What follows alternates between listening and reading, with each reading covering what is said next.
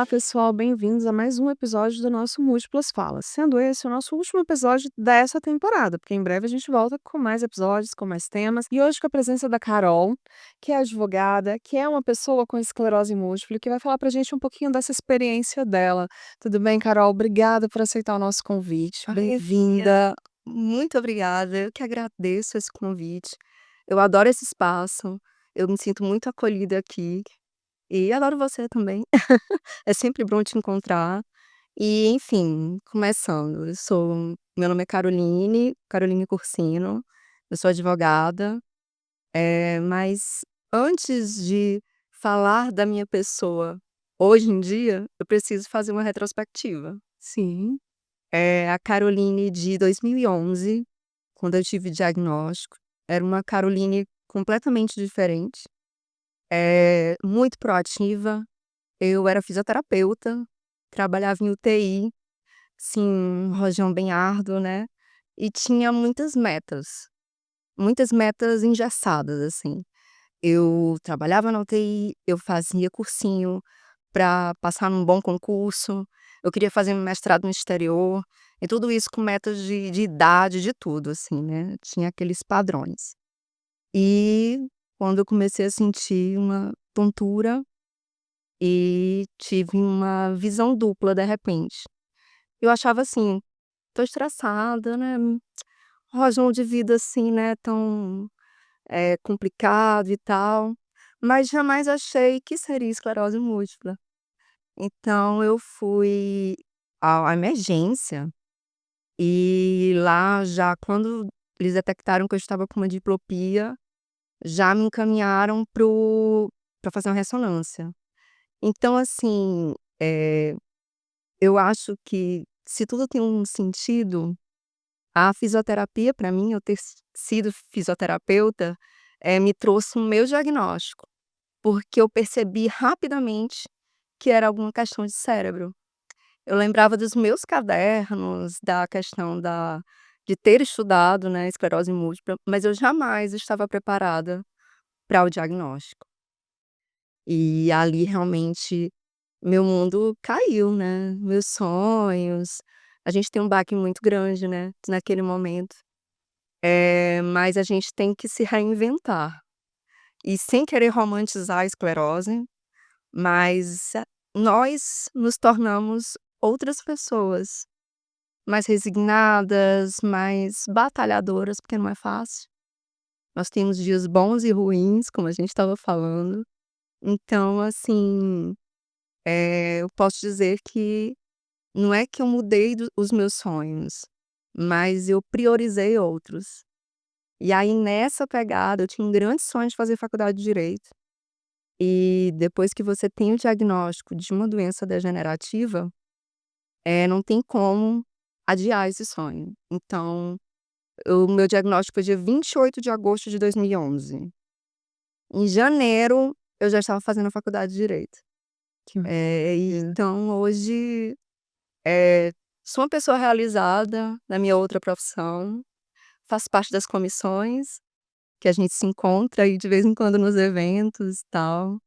E eu acho essa parte legal da gente falar, da gente dizer que há vida depois da esclerose, e há uma vida boa também. Exato. É claro que quando a gente recebe o diagnóstico vem todo o peso, você ter o diagnóstico de uma doença grave, neurodegenerativa, quando você escuta essa palavra, o seu mundo parece que vai para o chão todo. E assim, eu acho que alguns médicos também ainda não estão preparados para dar esse diagnóstico. Eu vejo muita gente falando que recebeu o diagnóstico de uma forma muito muito agressiva, no sentido de, assim, não se medir as palavras. É a primeira coisa que o médico falou: "Olha, você tem esclerose múltipla, você, vai ter vai ter vários surtos durante sua vida e provavelmente você vai perder a capacidade de andar". Então, assim, naquele momento eu não estava preparada para todas aquelas informações. E eu fiz até uma promessa para mim mesma que enquanto eu pudesse andar, eu estaria de salto alto. Claro que tem dias e dias, tem dias que eu tenho que botar uma sapatilha, claro. Mas, eu quis ressignificar aquele momento, dizer que eu tinha força, que eu tinha condições de superar aquele diagnóstico, né, que eu não era só aquele diagnóstico. Exatamente, acho que esse é o ponto. Nós não somos um diagnóstico, nós somos seres humanos, Sim, com capacidades, com limitações, sim, com acima de dores e alegrias. e acima de tudo isso, humanos, Sim. né. E assim, cara, hoje você está bem engajada nas causas, nas comissões, Hoje né. até me considero uma ativista, menina. Olha aí. Como é que você vê hoje porque assim, te sendo bem sincera, eu ainda vejo muitas portas fechadas pra gente quando você fala que tem o diagnóstico da esclerose. Muitas. As pessoas nos olham como se estivessem vendo um ser de outro planeta se materializando ali na frente dela. E ainda vejo pouquíssimas ações, tanto dentro da OAB, que é um órgão que você participa, como dentro do próprio Congresso Nacional, dentro das, das áreas, das casas do povo, que não são tão do povo assim, quando a gente precisa realmente de algo efetivo, Sim, né? Porque assim, a gente sabe que dentro das patologias raras, nós somos os menos raros. sim. Né. E o que também traz uma certa dificuldade, porque é uma doença de jovens, na casa dos 20 aos 40 anos, e quando a gente vê falar de doença rara, com todo respeito, eu não estou diferenciando, porque eu sempre vou repetir isso: dor não se mede, dor se acolhe. Mas sempre que a gente vê alguma coisa voltada para doença rara, é sempre voltado para as doenças, principalmente de origem genéticas e de crianças, que são 70%, né. Exato. Eu tive até num congresso agora em Fortaleza, e assim, fui muito bem acolhida, tinha, claro, a pauta dos raros, que era um congresso de, direito e saúde, mas a primeira coisa que falaram foi do teste do pezinho, das crianças, e assim, nós ficamos no limbo, porque nós somos jovens adultos com uma doença rara. E pouco se é falado. As políticas públicas acabam não englobando tanto a gente, porque a gente precisa de políticas públicas voltadas para o trabalho, voltadas para outras questões. Nós não precisamos só de medicamento, que é uma pauta, claro, urgente, mas nós precisamos também nos inserir no mundo do trabalho, também precisamos ser produtivos. E eu acho que faltam políticas públicas relacionadas a isso. E as comissões, né, eu faço parte da comissão em defesa das pessoas com doenças raras, complexas e crônicas, o nome é tão grande, né, e da cannabis medicinal também. Eh, mas as comissões elas me abriram essas portas, no sentido de ser uma cidadã de direitos, ir atrás dos meus direitos. Então, de falar com senadores, deputados, de estar presente ali, a gente até fomos juntas, né, numa uma dessas ações, falar com deputados. Eu acho isso muito importante, Aninha, porque a gente precisa se mostrar, se amostrar, como a gente diz lá no meu Ceará. A Exatamente. gente precisa, ser visto, precisa ser lembrado e precisa dizer que nós somos produtivos sim, nós temos nossas limitações, nós temos, como a gente já falou aqui, nossos dias bons e ruins. Mas nós somos pessoas que querem produzir, que querem estar presentes, que querem mostrar que, como também a gente já falou, há um mundo, há uma vida depois da esclerose múltipla, a gente não pode ficar acanhado. Então, esse ponto para mim é muito importante, dessa abertura da gente poder estar presente no mundo político, estar presente reivindicando nossos direitos, novas leis que nos ajudem a obter medicações no tempo certo, que a gente sabe que é uma luta árdua, cada vez mais está mais difícil judicializar essas medicações, e então isso é muito importante. Sim, com toda certeza. E assim, Carol, o que eu vejo muito hoje é muito paciente reclamando da falta de medicamento. É muito paciente reclamando de que não tem uma lei, uma política pública que garanta a ele um acesso a um emprego com alguns benefícios, entre aspas, porque eu não considero esse benefício, como por exemplo, não dá pra gente trabalhar numa sala fechada muito quente, porque aí vem o TOF, e aí a gente tem os sintomas exacerbados, passa mal por causa do calor. Mas numa sala com ar-condicionado a gente trabalha muito bem, né, uma jornada algumas vezes E essas dependendo adaptações são direitos nossos. e Acho que muita gente não muita sabe gente disso. não sabe disso. né. Mas aí eu falo que também não adianta, igual muita gente me liga e fala: "Ah, o que que você está fazendo para isso mudar?". Não, eu estou fazendo a minha parte, eu estou indo lá, eu estou batendo na porta, como você mesmo já me acompanhou, Isso. dos deputados, dos senadores, e se precisar bater na porta do presidente da república, a gente bate também, Tati, estamos juntas, vamos lá. né. Mas adianta só eu e a Carol ir lá e bater na porta, se no dia que a gente consegue uma audiência pública, ninguém aparece. Então, já fica aqui o convite para as pessoas serem mais presentes, para nós realmente fazermos valer nossos direitos. E a gente só vai conseguir se estivermos juntos, se nos mostrarmos como pessoas de direito que somos. Eu acho que isso é muito importante, é uma chamada pública também, a gente conversar sobre isso, de realmente bater na porta, dizer: "Olha, nós precisamos disso aqui, nós precisamos desse medicamento. Esse medicamento tem que ser incluído na lista do SUS". Tudo isso a gente só vai conseguir chamando atenção. Isso eu aprendi, que a gente não vai conseguir só burocraticamente.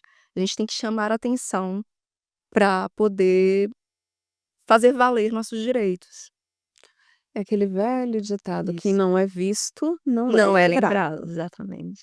E a gente sabe, a gente tem batalhado muito nisso na associação, junto aos poderes públicos, que nós não somos números. A partir do momento que você recebe o diagnóstico de uma doença grave, você deixa de ser a Carol, a esposa, a filha, a mãe, a melhor amiga, para ser um número.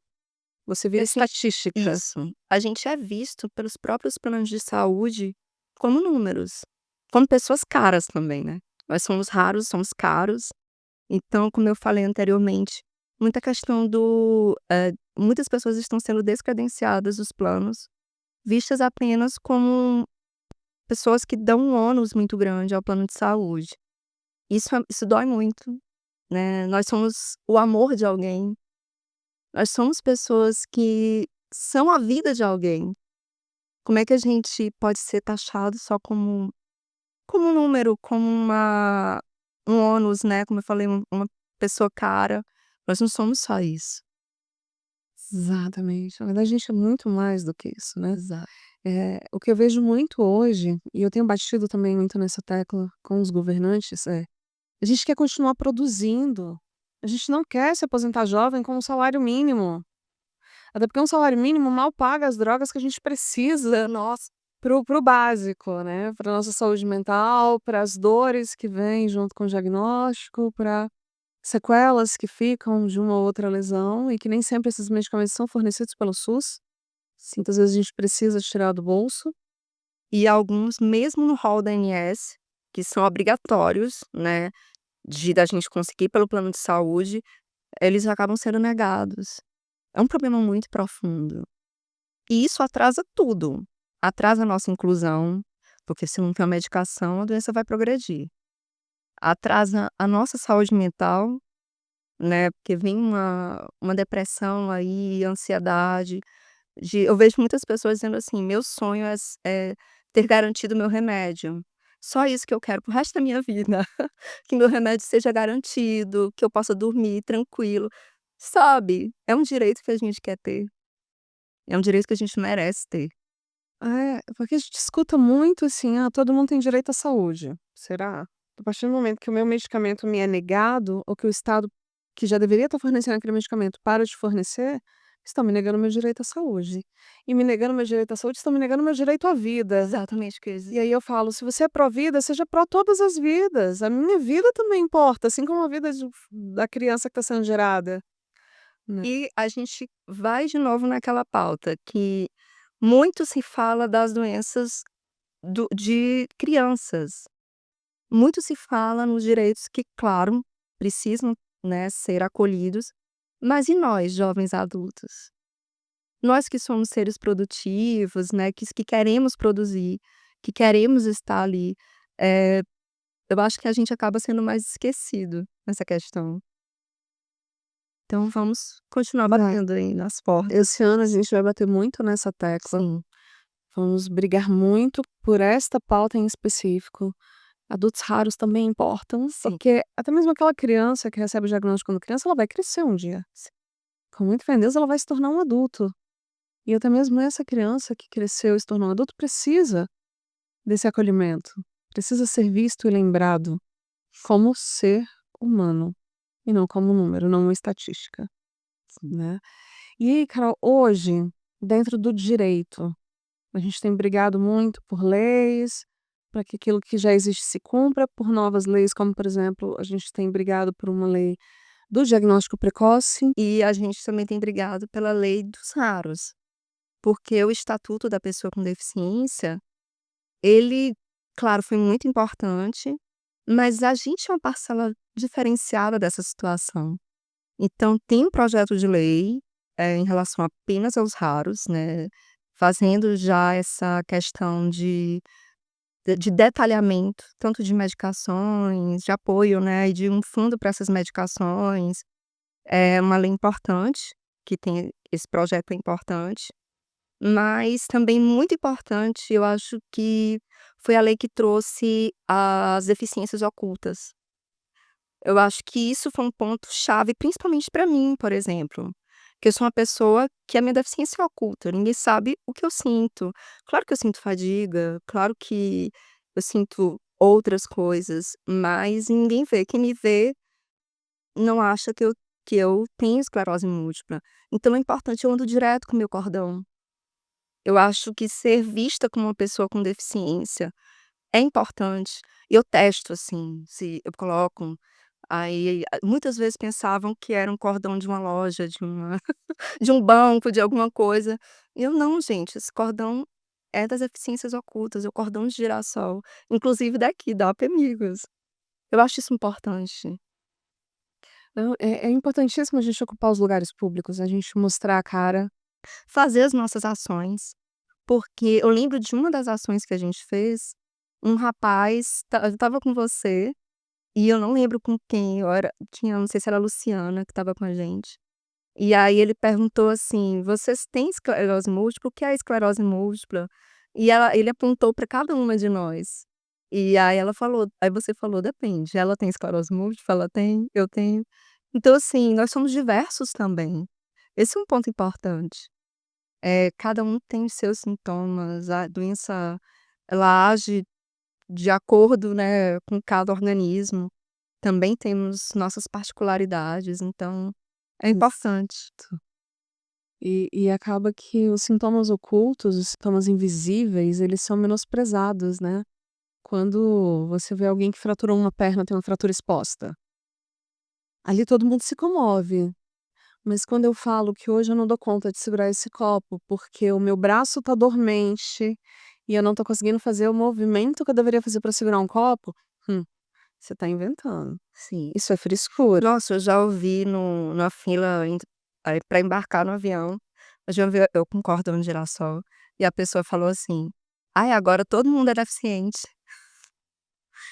Sabe, o que falar numa hora dessas, né? Você fica assim.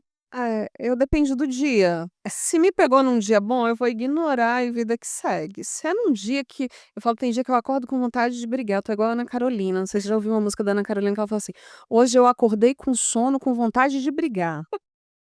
Eu tô maneiro pra bater, pra revidar a provocação, então tem dia que eu acordo desse jeito. Então já aconteceu de eu estar também na fila no aeroporto e a pessoa falar: "Ah, meu Deus, agora todo mundo usa esse cordãozinho pra pegar a fila preferencial". E eu virar pra trás e falar assim: "Menino, não é mesmo?". Eu acho isso um absurdo também, eu acho que quem não precisa não tem que usar, porque eu sabia que a piadinha era pra mim. E aí a pessoa fica sem reação, porque não estava esperando, Sim, né. Falando: "Hoje eu tô pra briga, hoje ninguém vai diminuir minha dor". exato. Eu acho que tem dias que a gente tem que chocar um pouco também as pessoas, né. Devido a sequelas da esclerose, eu tenho neuralgia do trigêmeo. Mas eu também tenho. Então você conhece que é uma dor excruciante. É no dia que a neuralgia ataca, Por isso, não me dê bom dia. já explicitando, ó, ninguém vê, mas eu sinto. Eu falo pra todo mundo: "Não me dê bom dia hoje, que eu tô com a neuralgia atacada, eu tô irritada, eu tô com dor, com muita dor e essa dor não passa com nada. Então me deixa no meu canto". Mas ninguém entende, porque ninguém vê a dor, Exatamente. né. Esse ponto das deficiências ocultas eu acho muito importante, da gente também bater nessa tecla. Exatamente, você acabou de falar, eu sinto dores, mas as pessoas não veem. E aquilo que não é visto não é valorizado. Exatamente. Então, assim, a gente está tentando alguns seminários esse ano, audiências, sessões, para que a gente possa levantar essas pautas, para que a gente possa mostrar que, olha, eu tô aqui, eu existo e eu exijo respeito. E sou uma cidadã, um cidadão de direitos. Eu exijo meus direitos. Isso é muito importante, né. Exatamente. E aí, voltando exatamente para essa questão do direito, né? Tem muitas pessoas que acham que só porque recebeu o diagnóstico já é PCD. Não é assim que funciona. Você tem que ter sequelas, sejam elas visíveis ou invisíveis, para poder ser considerado Exato. PCD. Nem toda pessoa com esclerose múltipla vai ser considerada PCD. Claro que os laudos médicos, né, as avaliações vão dar esse diagnóstico, vão dar esse trajeto da gente saber se aquela pessoa realmente já tem sequelas, sejam visíveis ou invisíveis, e só assim ser considerada uma pessoa com deficiência. Eu acho que talvez esse estatuto dos raros, ele possa dar luz também a isso, né, de da gente poder ter maior entendimento dessa questão. Não, isso é ótimo. Eu falo que a gente vem brigando muito, por exemplo, pelo diagnóstico precoce, que é possível na esclerose. É possível. Tendo Eu acesso aos exames. Exatamente. Eu fui privilegiada, mas como eu falei, eu tinha uma formação de fisioterapia, então eu fui privilegiada nessa questão de saber, né, que realmente era alguma coisa de cérebro, mas muitas pessoas não. A tontura que eu tive iria passar, e depois os sintomas poderiam ser mais agravados. E o que eu falo, assim, eu tive direito e a rapidez de uma ressonância. Quantos meses as pessoas ficam na fila por uma ressonância? Isso atrasa o diagnóstico, isso atrasa o tratamento. Então é muito difícil essa questão.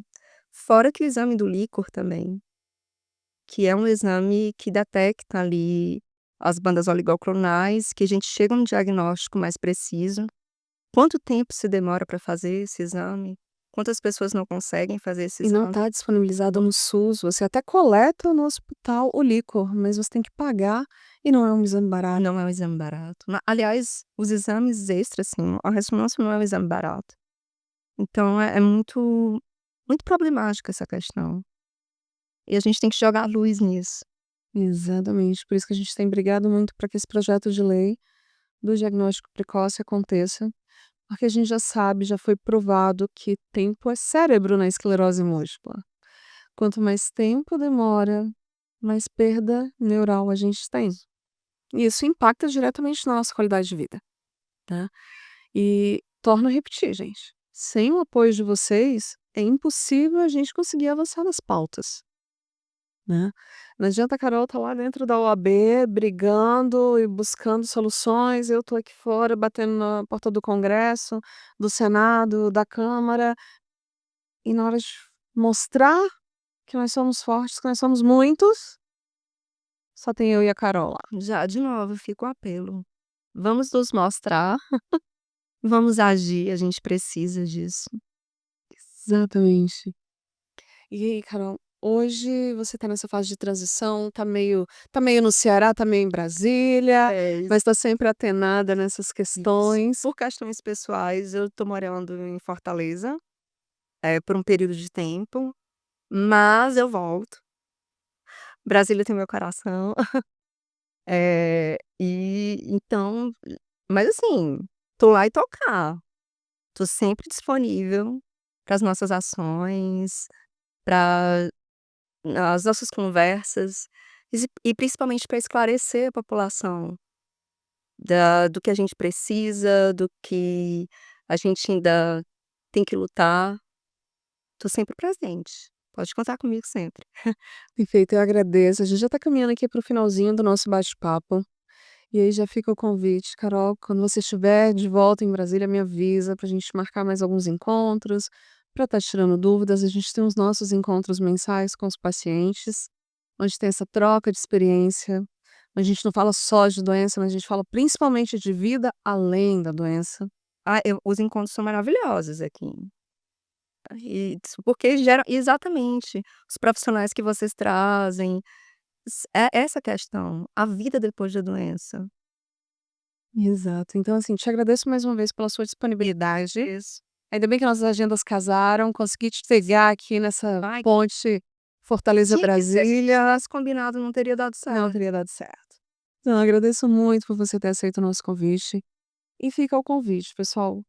Estejam mais próximos da associação, participem mais, colaborem mais, falem daquilo que vocês precisam, porque se vocês não me falam, eu não sei exatamente o que vocês querem que eu lute.